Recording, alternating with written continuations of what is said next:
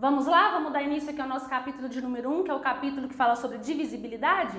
Aqui eu vou te mostrar as definições, as consequências, te mostrar algumas propriedades importantes dentro da divisão e principalmente relembrar o processo de divisão visto nas séries iniciais do ensino fundamental 1, que é quando a sua professora te ensinou o dispositivo do método das chaves para poder fazer a divisão. Então primeiro vamos aqui para a definição.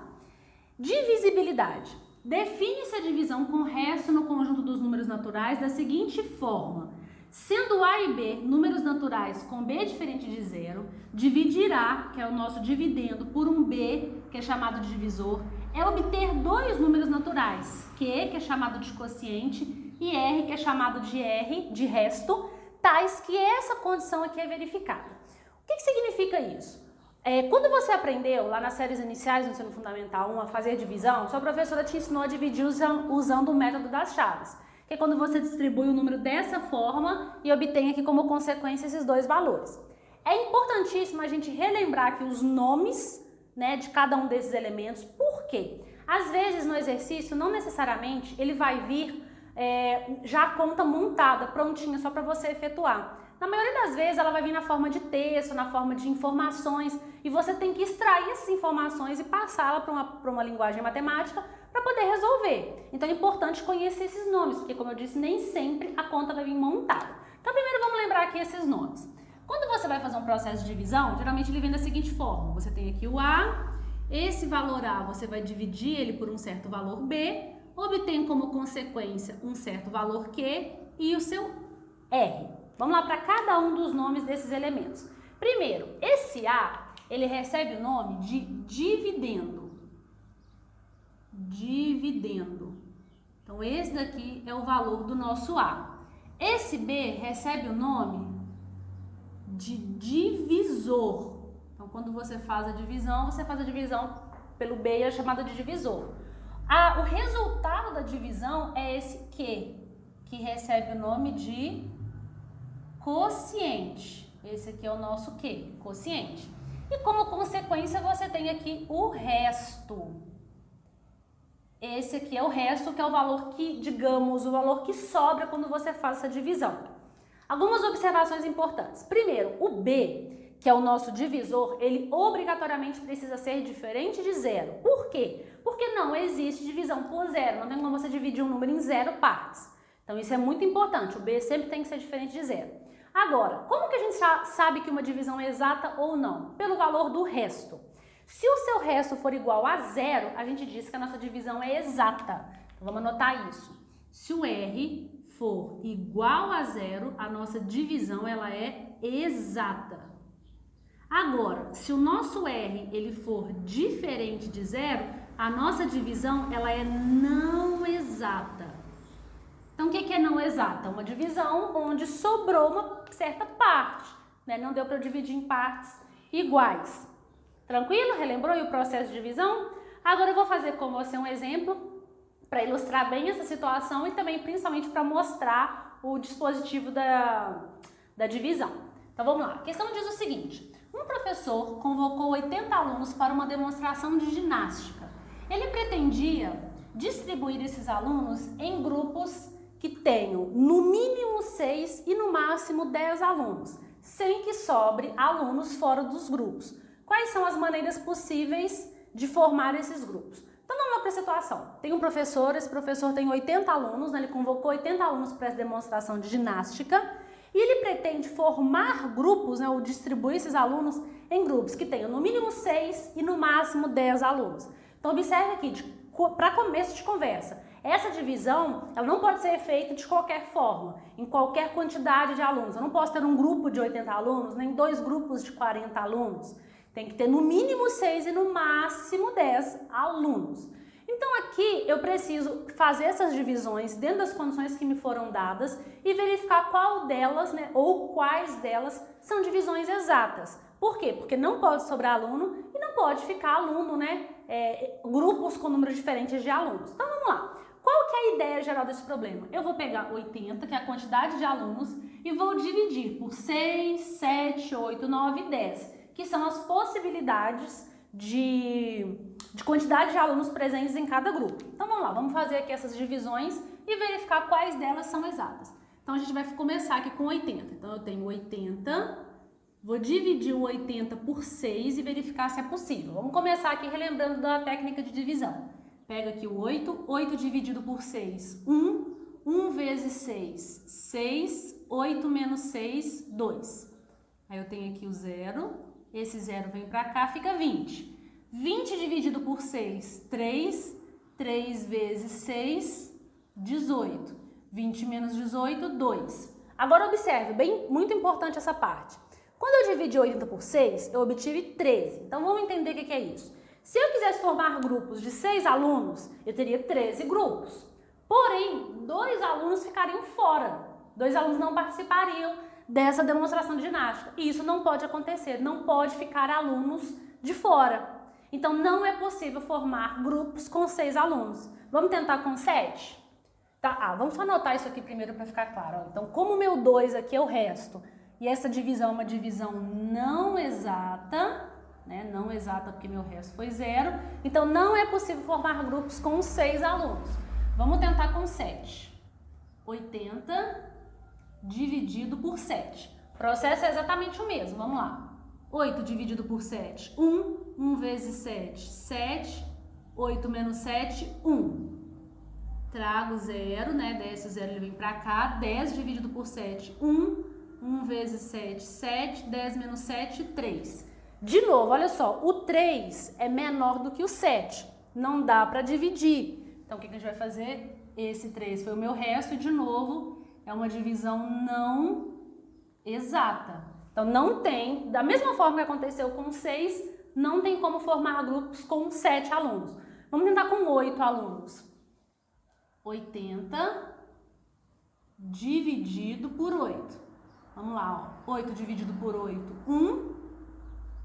1 vezes 8, 8. 8 menos 8, 0. Esse 0 desce, mas eu continuo, né? Acrescento ele do lado de cá, na verdade. Fica 10. Então, olha só o meu resto agora. O meu resto aqui foi uma divisão exata. Então, nesse caso, vamos acompanhar. 80 dividido por 8 dá 10 e resto 0. O que significa isso? Se eu pegar os 80 alunos, dividir os 80 alunos em grupos de 8 alunos, eu vou ter 10 alunos e não vai ficar nenhum de fora. Então, aqui tem uma divisão exata. Então, esse daqui é possível. Então, eu consigo formar grupos de 8 alunos. Então, já temos uma possibilidade. Só que como tem que ter no máximo 10, eu tenho outras possibilidades também, porque a pergunta é, quais são as maneiras possíveis de formar esses grupos? Já sabemos que grupos de 8 alunos é possível. Vamos ver se tem como formar grupos de mais do que 8 alunos? Vamos tentar com 9. 80 dividido por 9. Vamos lá, 80 dividido por 9. Aqui não tem mais como a gente fazer do jeito que eu fiz, que é pegando o primeiro número, porque o 8 é menor do que o 9. Então aqui a gente tem que pegar o 80 direto. E aí você vai testar. Aqui vai ficar 8. 9 vezes 8, 72. 80 menos 72, 8. Olha, então vamos lá. 80 dividido por 9, 8. 8 vezes 9, 72. 80 menos 72, 8. O 8 é menor do que o 9. Isso aqui é um resto. Então, olha, não tem como continuar. Então, aqui a gente tem uma divisão não exata. Então, aqui ó, não é possível formar grupos com 9 alunos. E, por fim, vamos tentar com 10. 80 dividido por 10. 80 dividido por 10, 8. 10 vezes 8, 80. 80 menos 80, 0. Olha aqui, divisão exata. Então, aqui sim é possível. Então, ou seja, das 5 possibilidades que nós tínhamos, que era formar grupos com 6, 7, 8, 9 e 10 alunos, dessas 5 possibilidades nós temos 2 possibilidades válidas, que é a possibilidade de formar grupos com 8 e com 10 alunos. Tranquilo?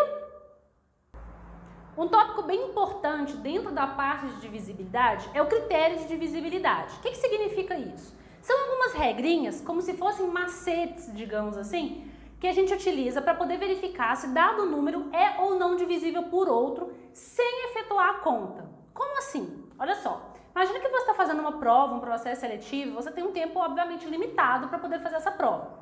E aparece lá na prova uma divisão com um número muito grande e você não tem calculadora e tem que fazer aquela questão para poder passar para as demais.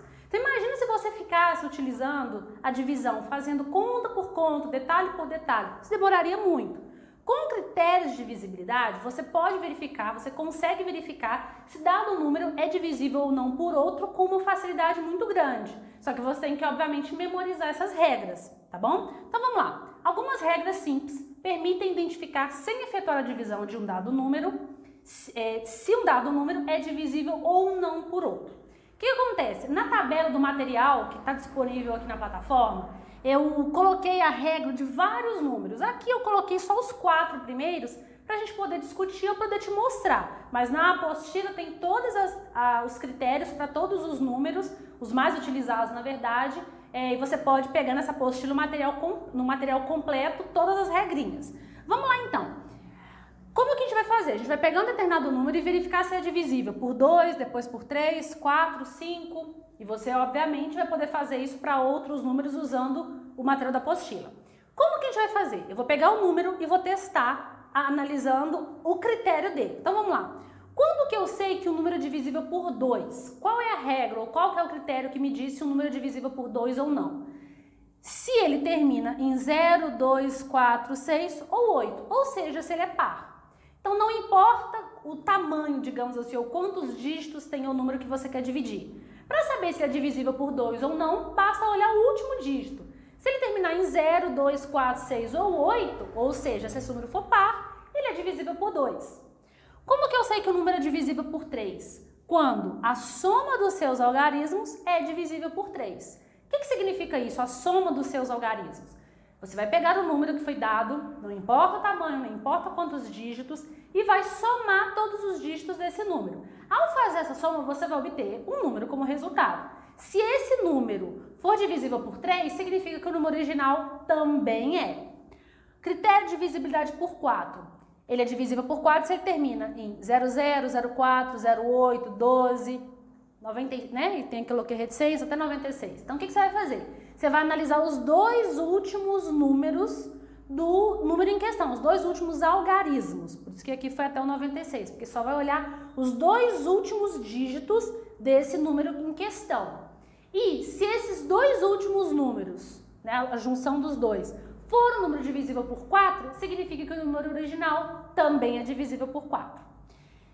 E quando que o número é divisível por 5? Se ele termina em 0 ou 5. Então, no critério da divisibilidade por 5, de novo você vai olhar o último dígito. Se ele for 0 ou se ele for 5, significa que sim, ele é divisível por 5, ok? Eu vou pegar aqui alguns exemplos, né? Vamos pegar aqui alguns números aleatórios, vamos testar se esses números são divisíveis pelo menos por esses 4 primeiros. Vamos testar aqui o número, vamos inventar um número aqui, ó, 1293. Vamos testar o 1293. É um número razoavelmente grande, então não vou fazer ali a divisão utilizando o método das chaves, eu vou apenas testar usando os critérios. Então vamos lá. 1296, vamos ver se ele é divisível por 2? Para ser divisível por 2, ele tem que terminar em 0, 2, 4, 6 ou 8. E esse número termina em 3. Logo, olha só, o último dígito aqui é 3. Então, logo, ele não é divisível por 2. Não é divisível por 2 porque o último algarismo não é um número par. Vamos verificar se ele é divisível por 3. Se ele for divisível por 3, ele tem que a soma dos seus algarismos tem que ser um número divisível por 3. Então vamos testar, vamos somar, ó. Vou pegar os algarismos, né, que foram dados no número e vamos somar, ó. 1 mais 2 mais 9 mais 3. Vamos literalmente somar esses algarismos aqui, ó. 1 mais 2, 3. 3 mais 9, 12. 12 mais 3, 15. E você ainda pode somar esses dois últimos de novo, ó. 1 mais 5 dá 6, mas tanto faz, né? Você pode ou somar os dois últimos ou você pode pegar o que está aqui. 15. 15 já é um número fácil de verificar. 15 é divisível por 3? 15 é. Então, como 15 é divisível por 3, significa que o número 1293 é divisível por 3. Então, vamos escrever aqui embaixo, né? 1293 é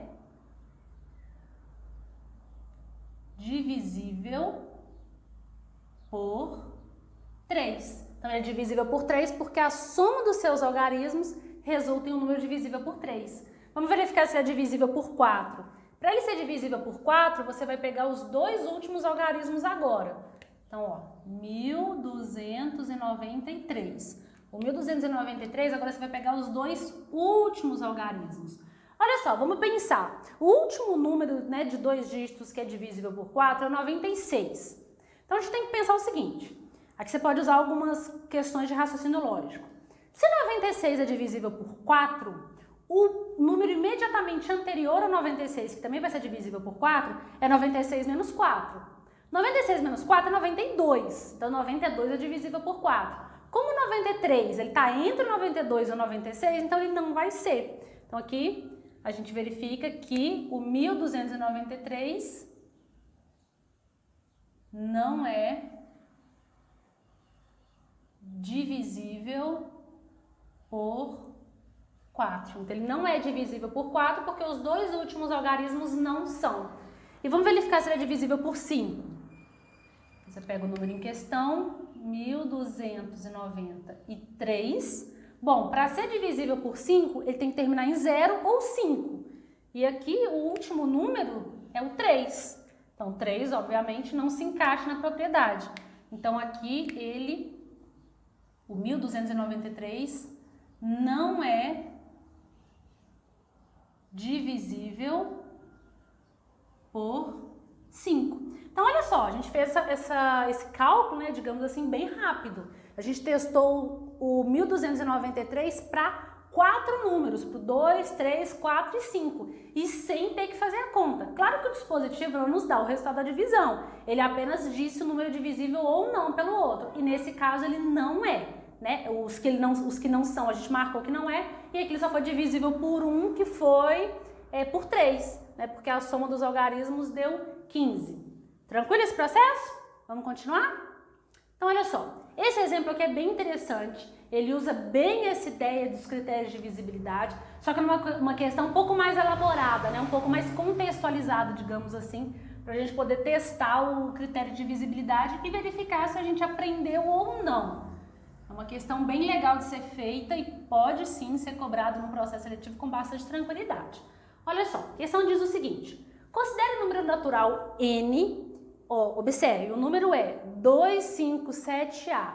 Esse número é um número de 4 dígitos. A gente lê ele assim, 2570 e alguma coisa. Pode ser 2570, 2571, 2572.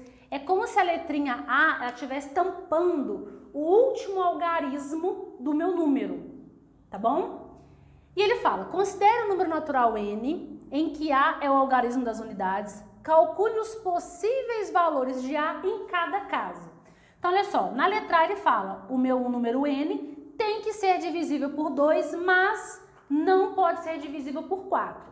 Então, tem um número de 4 dígitos, 2570 e alguma coisa, e eu quero que esse número seja divisível por 2, mas ele não pode ser divisível por 4. Então, aqui eu vou usar bastante critério de divisibilidade. Então, vamos lá, vamos resolver aqui a questão. Ó, então, primeiro letra A, 2570, e aqui é como se a letrinha A estivesse tampando meu último algarismo. Vamos lembrar lá das regras. Para o número ser divisível por 2, ele tem que terminar em 0, 2, 4, 6 ou 8, ou seja, tem que ser par. Então, quais são as minhas possibilidades para que esse número seja, né, divisível por 2? Ele pode ser 2570, 2572, 2574, 2576 e 2578. Eu tenho essas 5 possibilidades para o número ser divisível por 2. Só que agora a gente tem que verificar se ele é divisível por 4, porque na regra ele não pode ser divisível por 4. Então a gente vai verificar os que são divisíveis por 4 e vai descartar. Vamos lá, a gente já viu que para ser divisível por 4 a gente tem que testar os 2 últimos números. A gente vai pegar os 2 últimos números e vai testar. Então, em vez de a gente dividir 2.570, 2.572, divide o número todo por 4, vai pegar só os dois últimos dígitos e testar. Se esses dois últimos dígitos forem divisíveis por 4, o número em questão também é. Se não for, ele não é. Então vamos lá, vamos começar testando aqui. Primeiro vamos testar isso. Vamos fazer aqui, ó, 70 dividido por 4. 7 dividido por 4, 1. 1 vezes 4, 4. 7 menos 4, 3. Aí eu tenho aqui o 0, fica 30. 30 dividido por 4 dá 7. 4 vezes 7, 28. 30 menos 28, 2. Então, olha só, vamos relembrar. 70 dividido por 4 deu 17. 17 vezes 4, né, fazendo aqui o processo inverso, eu vou ter um resto, que é o meu resto 2. Esse resto 2, ele obviamente é menor do que o 4, então não consigo continuar meu processo de divisão. Logo, aqui a gente tem uma divisão não exata. Então, essa divisão é uma divisão não exata. Então, daqui a gente já conclui que o 2570, ele não é divisível por 4. Então, como meu número n tem que ser divisível por 2, mas não pode ser divisível por 4, já achamos o primeiro número. Então, aqui, esse número aqui, 2570, ele tá ok. Ele é divisível por 2 e não é divisível por 4. Vamos testar agora esse daqui. Vamos lá, 72 dividido por 4. 7 dividido por 4, 1. 1 vezes 4, 4. 7 menos 4, 3. Esse 2 vem aqui para o lado, fica 32. 32 dividido por 4, 8. 4 vezes 8, 32. 32 menos 32, 0. Olha, então aqui a gente tem uma divisão exata. Então aqui minha divisão é exata. Logo, o 2572, ele é divisível por 2, porque ele termina em número par, e ele também é divisível por 4, porque os dois últimos números são divisíveis por 4. Logo, como no exercício ele quer um número que seja divisível por 2, mas não seja divisível por 4, esse daqui a gente descarta. Então, deu para entender o problema? Você vai testar, tá vendo? A gente não está fazendo a divisão propriamente dita, a gente está testando usando os critérios de divisibilidade e verificando os que são e os que não são divisíveis, tá bom? Então, o primeiro entra na minha resposta porque é divisível por 2 e não é divisível por 4, como pede na questão. Só que a segunda possibilidade, que é o 2572, a gente descarta. Por quê? Porque ele é divisível por 2, ele atende a primeira condição. Só que ele não atende a segunda, porque ele é também divisível por 4. E aqui, de novo, usando a ideia de raciocínio lógico, para o número ser divisível por 4, a gente vai olhar os dois últimos algarismos. A gente já achou aqui que o 72 é divisível por 4. Qual que vai ser o próximo divisível por 4? É só contar 72 mais 4, que vai dar 76. Então, esse daqui a gente também vai descartar, porque ele obviamente vai ser uma divisão exata. O 76, ele vai ser, ou ele é divisível por 4. E automaticamente os outros dois não são. Então, esse aqui não é e esse também não é. Fechando assim a nossa conta. Então, essa e essa possibilidade atende às solicitações da letra A. Tranquilo? Agora, olha a letra B. O mesmo número n em questão, só que aqui ele tem que ser divisível por 5, mas não pode ser divisível por 2. Então, vamos lá. Qual que é meu número? Vou colocando aqui letra B. 2500 e... Aí tem a letra A escondendo o algarismo. Olha só, o meu n, ele é divisível por 5. Vamos lembrar, qual que é o critério de divisibilidade por 5? Para o número ser divisível por 5, ele tem que terminar em 0 ou 5. Então, aqui eu tenho menos possibilidades para poder analisar. Então, quais são minhas condições, né? Ou as minhas possibilidades? 2570 e 2575. Essas são as duas possibilidades para atender a primeira, que é divisível por 5. Só que agora ele não pode ser divisível por 2. Só que esse primeiro número a gente já sabe que é divisível por 2. Tanto, primeiro, porque a gente já fez a letra A, e segundo, porque é só olhar o último algarismo. O último algarismo é 0. Então, essa daqui a gente descarta, porque atende a primeira, mas não atende a segunda. Agora, esse daqui a gente verifica, porque 2575 é divisível por 5, porque termina em 5, mas não é divisível por 2, porque para ser divisível por 2 tem que terminar em número par. Tranquilo? Uma questão muito boa essa para poder analisar, né? Vamos continuar? Olha só, vamos fazer aqui mais um exercício, só que agora uma questão contextualizada, uma situação problema, onde a gente também vai abordar essa ideia de divisão, critérios de divisibilidade. Vamos lá. A questão diz o seguinte: uma lista possui 78 exercícios de matemática. 4 alunos decidem dividir igualmente a quantidade de exercícios. É possível que isso seja feito? E aí, o que você acha? Ó, então vamos entender o que a questão está pedindo, o que a questão está trazendo para a gente. Tem uma lista de exercício com 78 exercícios e tem um grupo ali de 4 amigos. E eles querem pegar essa lista e dividir essa lista igualmente entre os amigos. Como assim? Eles querem dividir, eles querem fazer com que cada aluno ou cada colega resolva a mesma quantidade de exercícios, fechando assim e resolvendo todos. Isso é possível? Bom, isso só é possível se a divisão for uma divisão exata. Então é simples, é só você fazer literalmente a divisão. Então aqui a gente vai dividir, ó, 78 dividido por 4, onde 4 é a quantidade de aluno. Vamos dividir. 7 dividido por 4, 1. 1 vezes 4, 4. 7 menos 4, 3. Aí aqui tem o 8, 38, vai ficar 9. 4 vezes 9, 36. 38 menos 36, 2. Então, olha só, esse aqui é o meu resto. Logo, essa é uma divisão não exata. Então, como é uma divisão não exata, significa que não é possível fazer essa divisão. Não tem como eu dividir os 78 exercícios para os 4 amigos ou para os 4 alunos, de modo que cada um resolva a mesma quantidade. Por quê? Cada um iria resolver 19 exercícios, só que 2 exercícios ficariam fora da divisão, né? Fora do resultado. Então, nesse caso, não é possível. Vamos aqui para mais um exemplo, uma situação agora contextualizada que aborda esse conceito de divisibilidade, só que dentro de um contexto. A questão diz o seguinte: um atleta em treinamento para as Olimpíadas corre em uma pista circular de 250 metros de comprimento. Em determinado dia, este atleta correu uma quantidade inteira de voltas. Qual a possível distância percorrida nesse dia?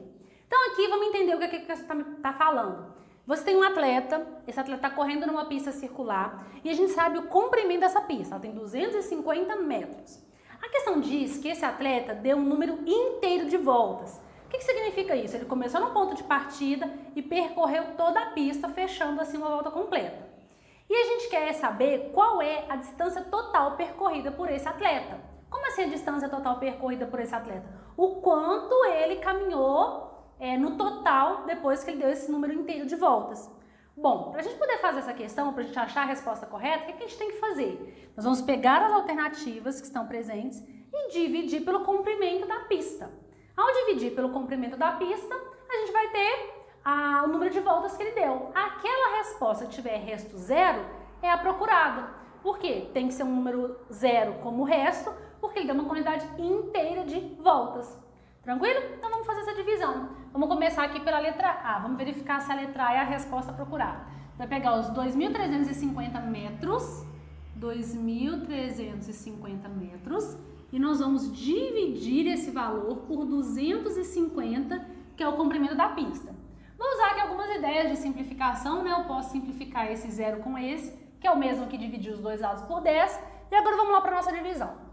Olha só. Sobrou 235 dividido por 5. 235 dividido por 5, se você tentar aqui, for colocar como resposta 4, 4 vezes 25 dá 100. 8 dá 200. Então 9 vai dar 225. Então aqui é 9. 9 vezes 25, 225. 235 menos 225, 10. Observa que esse 10, obviamente, é menor do que o 25. Então, ele é o nosso resto e significa que essa divisão é uma divisão não exata. Então, se é uma divisão não exata, não é possível que esse atleta tenha corrido, ou percorrido uma distância de 2.350 metros, porque ele sobrou o resto, o resto 10. Então vamos verificar se a resposta correta é a letra B. Na letra B eu tenho 3.850. 3.850 dividido por 250. Novamente, vou simplificar esse zero com esse zero e vamos testar. Ó, se fosse 4, 4 vezes 25, 100. 8, 200. 12, 300. Então já sei que está um número maior do que 12. Só que aqui é 25. Então é 12 mais 3, 15. 15 vai dar 375. 385 menos 375, 10. Olha só, o resto 10 de novo. Logo, é uma divisão não exata. Então, se é uma divisão não exata, de novo, não tem como a distância percorrida ser 3.850. Vamos testar a próxima. Assim você vai testando até você achar uma divisão exata. 4.150. 4.150 dividido por 250. Vamos simplificar esse daqui. Ó, 4 é 100, 8, 200, 12, 300, 16, 400. Então, aqui vai dar 16, aqui vai ficar 400, 415 menos 400, resto 15. De novo, é uma divisão não exata. Então, não deu para dividir de novo. Vamos testar agora o 5.750 dividido por 250, simplifica esse zero com esse zero. Vamos testar, ó. 4 é 100, 8, 200, 12, 300, 16, 400, 20, 20 é 500. Aqui tem 75, então vai ser 23. 23 vai dar exatamente 575. 575 menos 575, zero. Resto zero é uma divisão exata. Pronto, chegamos assim na resposta que a gente queria. Como essa divisão aqui foi uma divisão exata, então significa que essa aqui é a resposta procurada. Olha só, isso significa que ele deu um número de voltas igual a 23. Então, com 23 voltas nessa pista de 250 metros, ele percorre uma distância de 5.750 metros, sendo assim a nossa resposta correta é a letra D. E aqui observa, como uma questão de múltipla escolha, você nem precisa fazer a letra E. Não faz, nem precisa, nem tem necessidade. Porque se a resposta correta é essa aqui significa que também não vai ser divisível, né? Ela não vai ser uma divisão, ela não vai ser exata. Então você não precisa continuar. Chegou na resposta correta, marca a alternativa e vai para a próxima questão. Um tópico bem importante que vale a pena ressaltar aqui no capítulo de visibilidade é o conceito de número primo e número composto. Eu vou ler aqui com você a definição e te explicar bem o conceito desses dois números, que eles vão ser extremamente úteis, né? Essa definição vai ser extremamente útil quando a gente for trabalhar os próximos temas dentro do capítulo. Vamos lá. Um número natural n com n maior ou igual a 2, que é divisível apenas por 1 e por n, é chamado de número primo. Então, o que é um número primo? É aquele número que tem apenas dois divisores, ou seja, o 1 e ele mesmo. Então, pensa num número qualquer. Se esse número que você pensou só tem dois divisores, que é o 1, já que 1 é divisor de qualquer número, e o próprio número também, se ele só tiver esses dois números como divisores, significa que ele é um número primo. Caso contrário, ele vai ser um número composto, né? Então, ó, se ele admite pelo menos um divisor diferente de 1 e de n, ele é chamado de número composto. Então, pega o número em questão e verifica quantos divisores ele tem. Se ele só tiver dois divisores, número primo. Se ele tiver mais do que dois divisores, número composto, ok? Aqui eu coloquei uma lista dos primeiros números primos. Lembrando que essa lista é infinita. Então aqui eu coloquei só os primeiros números, que vale a pena memorizar quais são esses primeiros números primos, que vai facilitar bastante quando a gente for trabalhar o processo de fatoração, principalmente. Olha só, os números naturais primos formam um conjunto infinito, chamei de P esse conjunto, e aqui temos os primeiros números primos. 2, 3, 5, 7, 11, 13, 17, 19, 23 e assim por diante. Como eu disse, essa lista continua, tá bom? Vou ensinar aqui algumas técnicas, alguns métodos que a gente utiliza para determinar se o número é primo ou não, mas, como eu disse, vale super a pena memorizar pelo menos os primeiros números dessa sequência, ok? Vamos lá. Aqui eu coloquei uma questão de VOF para a gente poder analisar esse conceito de número primo e número composto e o conceito de divisibilidade também. Então vamos lá, vamos ler a questão. Classifique as proposições a seguir em verdadeira ou falsa. Vamos lá para a primeira. Existe número par que é divisível por 3. Essa afirmativa ou essa proposição, ela é verdadeira ou falsa? Existe número par que é divisível por 3? Bom, se você encontrar um número par que é divisível por 3, pronto, já pode classificá-la como verdadeira. Nesse caso, sim. Por exemplo, número 30. Número 30 é um número par e é divisível por 3. Então, letra A, verdadeira. Vamos para a letra B. Todo número ímpar é divisível por 3. Isso é verdadeiro ou falso? Bom, se você encontrar um número apenas, que já quebra essa afirmação, logo ela é falsa. Então, você consegue pensar no número ímpar? Olha, ele fala que todo número ímpar é divisível por 3. Por exemplo, número 5. O número 5 é um número ímpar. E 5 é divisível por 3? Não. Então, essa afirmativa é falsa. Ou seja, nem todo número ímpar é divisível por 3. Letra C. Não existe número par que é divisível por 5. Isso é verdadeiro ou falso? De novo, consegue achar um número que seja par e divisível por 5? Se você achar, você já quebra essa afirmativa, tornando ela falsa, porque ela fala, não existe número par que é divisível por 5. Falso, mentira. Por exemplo, o número 50 é par e é divisível por 5. Logo, letra C é falso. Letra D. Todo número natural é divisível por 1. Isso é verdadeiro ou falso? Todo número que você pegar natural, ele vai ser divisível por 1? Verdadeiro. Qualquer número que você pegar, ele vai ser divisível por 1. O 1 ele é divisor de qualquer número. Então, ó, todo número natural é divisível por 1? É verdadeiro. E letra E, todo número natural maior que 1 é divisível por 1 e por ele mesmo? De novo, verdadeiro. Qualquer número natural que você pegar, ele vai ter como divisor o 1 e ele mesmo. Então, essa afirmativa é verdadeira. Tranquilo?